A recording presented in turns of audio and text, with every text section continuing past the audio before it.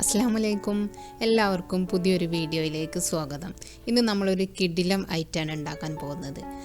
വളരെ സിമ്പിളായിട്ടുള്ള ഇൻഗ്രീഡിയൻസ് വെച്ചുകൊണ്ട് ഏതൊരു കുഞ്ഞുങ്ങൾക്കും തയ്യാറാക്കാൻ പറ്റിയൊരു റെസിപ്പിയാണ്. ചുരുങ്ങിയ സമയത്തിനുള്ളിൽ തന്നെ നമുക്ക് ഇതൊരു ബ്രേക്ക്ഫാസ്റ്റായിട്ടോ ഡിന്നറായിട്ടോ ഒക്കെ റെഡിയാക്കിയെടുക്കാം. ഇതൊരു സിമ്പിൾ സാൻഡ്വിച്ചാണ്. മുട്ട കൊണ്ട് തന്നെയാണ് ഇതിൻ്റെ റാപ്പ്. ഉള്ളിലേക്ക് കുറച്ച് വെജിറ്റബിൾസും പിന്നെ പനീറൊക്കെ ഉപയോഗിച്ചുകൊണ്ടുള്ളൊരു കുറച്ച് സോസൊക്കെ ഉപയോഗിച്ചുകൊണ്ടുള്ളൊരു സാൻഡ്വിച്ചാണിത്. അപ്പോൾ ആദ്യം നമുക്ക് മുട്ട മാത്രം ഉപയോഗിച്ചുകൊണ്ടൊരു റാപ്പ് തയ്യാറാക്കാം. പാൻ ഇവിടെ ചൂടായി വന്നിട്ടുണ്ട്. ഇതിലേക്ക് ആവശ്യത്തിന് വെളിച്ചെണ്ണയോ ബട്ടറോ നെയ്യ് ഉരുക്കിയതോ ഒക്കെ ഉണ്ടെങ്കിൽ അത് ചേർത്ത് കൊടുക്കാം. ഞാനിവിടെ ഇറച്ചിയിലെ നെയ്യ് ഉരുക്കിയെടുത്തതാണ് ചേർത്തിട്ടുള്ളത്. ഇനി മുട്ട ഉപ്പിട്ടിട്ട് നന്നായിട്ട് ബീറ്റ് ചെയ്തിട്ട് ഒരു പകുതി ഈ ചട്ടിയിലേക്ക് ഒഴിച്ചു കൊടുക്കാം. ഞാനിവിടെ 2 പേർക്ക് വേണ്ടിയിട്ട് 5 മുട്ടയാണ് നന്നാക്കി മിക്സ് ചെയ്തെടുത്തിട്ടുള്ളത്. അതിൽ നിന്നൊരു പകുതി ഒഴിച്ചു കൊടുത്തു. ഇനി ഇത് അടിഭാഗം നന്നായിട്ട് വേവായി വരട്ടെ. കൂടുതലായിട്ട് നിൽക്കുന്ന ഒന്ന് ചുറ്റിച്ചു കൊടുക്കാം. ഇനി എരിവിന് വേണമെങ്കിൽ കുരുമുളക് പൊടിയോ മുളക് പൊടിയോ ചേർത്ത് കൊടുക്കാം. ഞാനിവിടെ കുറച്ച് മുളക് പൊടിയാണ് ചേർക്കുന്നത്. ഇനി മറിച്ചിട്ട് കൊടുക്കാം. ഇത്രയേ ഉള്ളൂ, കാര്യം സിമ്പിൾ. ഇപ്പോൾ റാപ്പ് റെഡി ആയി കഴിഞ്ഞു. ഇതുപോലെ അടുത്തതും തയ്യാറാക്കിയെടുക്കാം. നമ്മൾ ഈ 2 റാപ്പും തയ്യാറാക്കി കഴിഞ്ഞാൽ ചൂടാറാൻ വേണ്ടി മാറ്റി വെക്കാം. ആ സമയം കൊണ്ട് ഉള്ളിലേക്ക് വേണ്ട ഫില്ലിങ് തയ്യാറാക്കാം. ഫില്ലിങ്ങിന് വേണ്ടി ഞാനൊരു പകുതി കുക്കുംബർ എടുത്തിട്ടുണ്ട്. പിന്നെ ഒരു തക്കാളിയുടെ പകുതിയും വേണം. അധികം പഴുക്കാത്ത തക്കാളിയാണ് നല്ലത്. മറ്റേത് നന്നായി പഴുത്തത് നന്നായിട്ട് അതിൽ വെള്ളത്തിൻ്റെ അംശം കാണിക്കും. പിന്നെ വേണ്ടത് ഒരു പകുതി കാപ്സിക്കം. പിന്നെ ഞാനെടുത്തത് ഒരു 6 ടേബിൾ സ്പൂണോളം സവാളയാണ്. ഇനി ഇതിലേക്ക് വേണ്ടി എല്ലാതും ഈ ഒരു സൈസിൽ മുറിച്ചെടുക്കാം. ഞാനിവിടെ സവാള മുറിച്ചെടുത്തത് കണ്ടില്ലേ, അതേപോലെ ആ ഒരു സൈസിൽ ബെൽ പെപ്പറും, പിന്നെ ബെൽ പെപ്പർ എന്ന് പറഞ്ഞാൽ കാപ്സിക്കട്ടോ, കാപ്സിക്കവും തക്കാളിയൊക്കെ മുറിച്ചെടുക്കാം.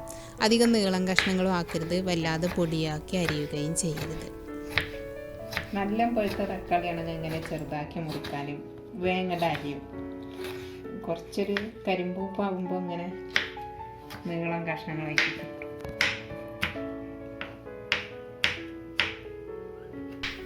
കുക്കുംബറും ഇതുപോലെ ചെറിയ ചെറിയ നീളത്തിലുള്ള കഷ്ണങ്ങളാക്കിയിട്ട് വീണ്ടും അത് ഇങ്ങനെ കട്ട് ചെയ്തെടുത്താൽ മതി. തൊലി കളയണമെന്നില്ല. ഇനി വലിയ കുക്കുംബറാണ് എടുക്കുന്നതെങ്കിൽ തൊലി കളയാട്ടോ. പിന്നെ നിങ്ങളുടെ കയ്യിൽ പനീറോ ഫെറ്റ ചീസോ ഉണ്ടെങ്കിൽ അത് ഉപയോഗിക്കാം. ഞാനിവിടെ ഫെറ്റ ചീസാണ് എടുത്തിട്ടുള്ളത്. ഇത് കുറച്ച് ചെറിയ ക്യൂബുകളായിട്ട് മുറിച്ചെടുക്കാം. ഫെറ്റ ചീസ് പൊതുവെ ഭയങ്കര സോഫ്റ്റാണ്. ഇങ്ങനെ മുറിച്ചു എടുക്കുമ്പം കുറച്ച് കുഴഞ്ഞു പോകാനൊക്കെ ചാൻസ് ഉണ്ട്. ഇനി ഇതിലേക്ക് ആവശ്യത്തിന് എരിവിന് കുരുമുളക് പൊടി ചേർത്ത് കൊടുക്കാം. ചീസിൽ ഉപ്പില്ലെങ്കിൽ ഇവിടെ ഉപ്പ് ചേർത്ത് കൊടുക്കാം. ഞാനെടുത്ത ചീസിൽ അത്യാവശ്യം ഉപ്പുണ്ട്, അതുകൊണ്ട് ഇപ്പം ഉപ്പ് ചേർത്തിട്ടില്ല. ഇനി നന്നായിട്ടൊന്ന് മിക്സ് ചെയ്യാം. വേണമെങ്കിൽ ഒരു പാത്രത്തിലിട്ടിട്ട് മിക്സ് ചെയ്യാം. ഞാനിപ്പോൾ തൽക്കാലം കട്ടിംഗ് ബോർഡിൽ തന്നെ വെച്ചിട്ടൊന്ന് മിക്സ് ചെയ്തെടുക്കുകയാണ്.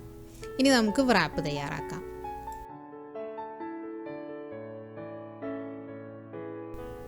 നമ്മളെടുത്ത സലാഡിൽ നിന്ന് പകുതി ഫസ്റ്റ് എടുത്ത ഓംലെറ്റിൻ്റെ മുകളിലേക്ക് ഇട്ട് കൊടുക്കാം. ഇനി ഇതിന് മുകളിലേക്ക് വീട്ടിൽ തന്നെ തയ്യാറാക്കിയ തക്കാളി സോസ് ഒഴിച്ചു കൊടുക്കാം. നിങ്ങളുടെ കയ്യിൽ മയോണൈസ് ഉണ്ടെങ്കിൽ അതും ചേർത്ത് കൊടുക്കാം കേട്ടോ. പിന്നെ സോസ് ആണെങ്കിലും മയോണൈസ് ആണെങ്കിലും അത്യാവശ്യം നല്ല കട്ടിയിൽ ചേർത്ത് കൊടുക്കുകയാണ് നല്ലത്. നമ്മൾ സാധാരണ വെക്കാറുള്ളത് കുബൂസോ മറ്റ് വ്രാപ്പുകളൊക്കെയാണ്. അതൊക്കെ ഈ സോസിനെയൊക്കെ ഒന്ന് അബ്സോർവ് ചെയ്യാനുള്ള കഴിവുണ്ട്. പക്ഷേ ഓംലെറ്റിന് അതില്ല. അതുകൊണ്ടാണ് നല്ല കട്ടിയിലുള്ള സോസ് എടുക്കണമെന്ന് പറഞ്ഞത്. അപ്പോൾ ഇനി ഇത് മടക്കി കൊടുക്കാം. ആദ്യം താഴെ ഭാഗം മടക്കിയിട്ട് ഒരു വശം വലതുവശം ഇങ്ങോട്ട് മടക്കുക. ശേഷം ഇടതുവശം വലത്തോട്ടും മടക്കുക. ഇനി നിങ്ങളുടെ കയ്യിൽ സാൻഡ്വിച്ച് പേപ്പറോ കോയിൽ പേപ്പറോ ഉണ്ടെങ്കിൽ അത് വെച്ചൊന്ന് റാപ്പ് ചെയ്യാം കേട്ടോ. അപ്പം ഞാൻ തൽക്കാലം സാൻഡ്വിച്ച് പേപ്പർ എടുത്തിട്ടുണ്ട്. കുറച്ചൊന്ന് മുകളിലേക്ക് വെച്ചതിന് ശേഷം നേരത്തെ പോലെ തന്നെ താഴെ മടക്കിയതിന് ശേഷം വലതുഭാഗവും പിന്നെ ഇടതുഭാഗവും മടക്കി കൊടുക്കാം. ഇപ്പോൾ റെഡിയായി. ഇനി കഴിക്കാൻ നേരം മുകളിൽ നിന്ന് ഇതുപോലെ ഒന്ന് ചെറുതായിട്ട് കീറി കൊടുത്തിട്ട് ആവശ്യത്തിനുള്ളത് അങ്ങനെ എടുത്ത് കഴിച്ചാൽ മതി. അപ്പോൾ ഇതേപോലെ തന്നെ ഞാൻ അടുത്തതും റെഡിയാക്കുകയാണ്. അടുത്തത് ഞാൻ നേരിട്ട് സാൻഡ്വിച്ച് പേപ്പറിൽ തന്നെ വെച്ചിട്ടുണ്ട്. വെക്കുമ്പം മുകളിലേക്ക് കുറച്ച് കയറ്റി വെച്ച് കൊടുക്കണം. ഇനി ഫില്ലിങ്ങുകളൊക്കെ നേരത്തെ ചെയ്തതുപോലെ തന്നെ വെച്ച് കൊടുക്കാം.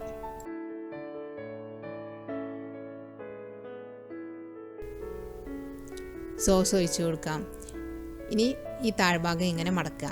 ഇങ്ങനെ മടക്കുന്നത് എന്താണെന്ന് വെച്ചാൽ നമ്മൾ സാൻഡ്വിച്ച് കഴിക്കുമ്പം ഇതിനകത്ത് വെച്ച ഫില്ലിങ് താഴേക്ക് കൊഴിഞ്ഞു പോകാതിരിക്കാനാണ്. ഒരു സേഫ്റ്റിക്ക് എന്നോളാണ് ഇങ്ങനെ മടക്കിയിട്ടുള്ളത്. ഇങ്ങനെ നമ്മൾ വലതുഭാഗം ഇങ്ങനെ മടക്കി കൊടുക്കുമ്പോൾ അത്യാവശ്യം പറ്റുന്ന പോലെ ഒന്ന് ടൈറ്റിൽ മടക്കി കൊടുക്കാം കേട്ടോ. ഇനി പേപ്പർ വെച്ചിട്ട് മടക്കി കൊടുക്കാം. നമ്മൾ ഓംലേറ്റ് വെച്ച് മടക്കുമ്പം വല്ലാതെ ബലം പ്രയോഗിക്കേണ്ട, എന്നാൽ അത്യാവശ്യം ടൈറ്റായിട്ടിരിക്കുന്ന രീതിക്ക് മടക്കിയാൽ മതി. നമ്മൾ കുബൂസ് പോലെയല്ല, ഓംലേറ്റിൻ്റെ വ്രാപ്പ് പെട്ടെന്ന് കീറിപ്പോവാനേ ചാൻസ് ഉണ്ട് കേട്ടോ. അപ്പോൾ നമ്മുടെ അടിപൊളി വ്രാപ്പ് ഇവിടെ റെഡിയായി. സാൻഡ്വിച്ച് ഇഷ്ടപ്പെടുന്നവർക്ക് സിമ്പിളായിട്ട് പെട്ടെന്ന് വീട്ടിൽ തന്നെ തയ്യാറാക്കാൻ പറ്റിയൊരു രീതിയാണ് ഞാനിവിടെ കാണിച്ചത്. പിന്നെ ഞാനിവിടെ മയോണൈസ് എടുത്തിട്ടില്ല. മയോണൈസ് കൂടി ഉണ്ടെങ്കിൽ കുറച്ചുകൂടി നല്ല ടേസ്റ്റ് ഉണ്ടാവും. ഇതിലേക്ക് ഞാൻ എൻ്റെ കയ്യിലുള്ള വെജിറ്റബിൾസ് മാത്രമേ എടുത്തിട്ടുള്ളൂ. നിങ്ങളുടെ കയ്യിലുള്ള ഏത് സലാഡ് വെജിറ്റബിളും നിങ്ങൾക്ക് എടുക്കാം. റോസും വെള്ള നിറത്തിലുള്ള ക്യാബേജ് എടുക്കാം. പിന്നെ മല്ലിയില ഉപയോഗിക്കാം കേട്ടോ. പിന്നെ പുറം രാജ്യത്തൊക്കെ ഉള്ളവരാണെങ്കിൽ മക്ദൂണീസിൻ്റെ ഇല കിട്ടും, അതും ഉപയോഗിക്കാം. ഇതിനകത്തേക്ക് പനീർ ഫ്രൈ ചെയ്തതും വഴുതനങ്ങ ഫ്രൈ ചെയ്തതും ഒക്കെ ചേർത്ത് കൊടുക്കാം കേട്ടോ. അതൊക്കെ ഒരു വെറൈറ്റി ടേസ്റ്റ് തന്നെ തരും. അപ്പോൾ എല്ലാവരും ട്രൈ ചെയ്ത് നോക്കൂ, തീർച്ചയായും നിങ്ങൾക്ക് ഇഷ്ടമാകും. അപ്പോൾ എല്ലാ സമയവും സലാഡ് കഴിച്ചൊരു മടുപ്പ് വന്നു എന്ന് അഭിപ്രായം പറയുന്നവരുണ്ട്. അപ്പോൾ ആ സലാഡിനെ തന്നെ ഒന്ന് ഇങ്ങനെയൊക്കെ ഒന്ന് മാറ്റിയിട്ട് നമുക്ക് വേറെ വേറെ രുചിയിൽ വേറെ വേറെ ഐറ്റംസ് കഴിക്കാം. അപ്പോൾ നിങ്ങളുടെ വിലയേറിയ അഭിപ്രായങ്ങളും നിർദ്ദേശങ്ങളും ഒക്കെ അറിയിക്കാം കേട്ടോ. അടുത്ത വീഡിയോയിൽ നമുക്ക് വീണ്ടും കാണാം.